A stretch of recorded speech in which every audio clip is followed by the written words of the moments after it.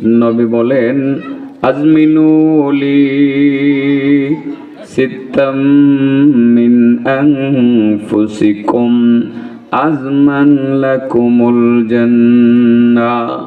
ও আমার সাহাবারা, মাত্র 6টা জিনিসের গ্যারান্টি আমারে দাও, আমি তোমাদেরকে জান্নাতের গ্যারান্টি দিব।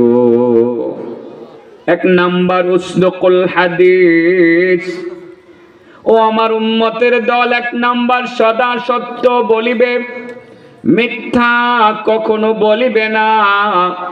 সদা সত্য বলার গ্যারান্টি যদি আমারে দিতে পারো, মিথ্যা বলবে না যদি গ্যারান্টি দিতে পারো, আমি নবী কথা দিলাম তোমাদেরকে জান্নাতের গ্যারান্টি দিয়ে দিব।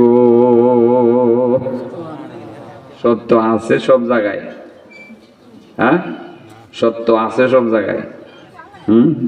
মিথ্যা না বললে বলে ব্যবসায় হয়।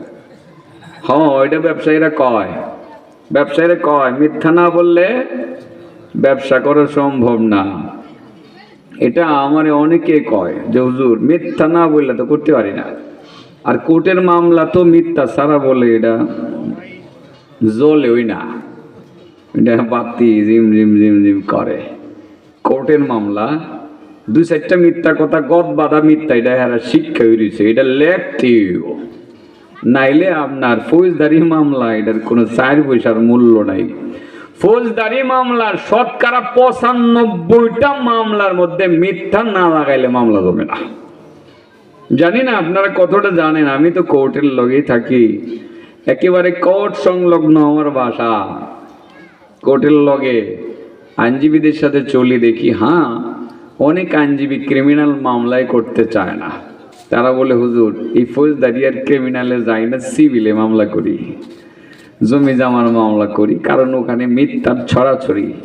হ্যাঁ, সৎ আইনজীবীও আছে যারা সত্য কথা লিখে, কিন্তু মিথ্যা না বললে মামলা জমে না, মিথ্যা না বললে ব্যবসা হয় না, লস দেওয়া লাগে, মিথ্যা না বললে নাকি চাকরিও করা যায় না, মিথ্যা না বললে নাকি কামাই করা যায় না।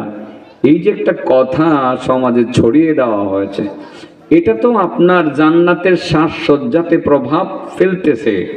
আপনি তো জান্নাতের সাজে সাজতে পারতেছেন না, আপনি জাহান্নামের সাজে সাজতেছেন, কারণ মিথ্যা আপনাকে জাহান্নামের দিকে নিয়ে যাবে। দুধের মধ্যে পানি মিশাইছি 10 কেজির মধ্যে মাত্র 1 কেজি, এটার কোনো পানি কয়?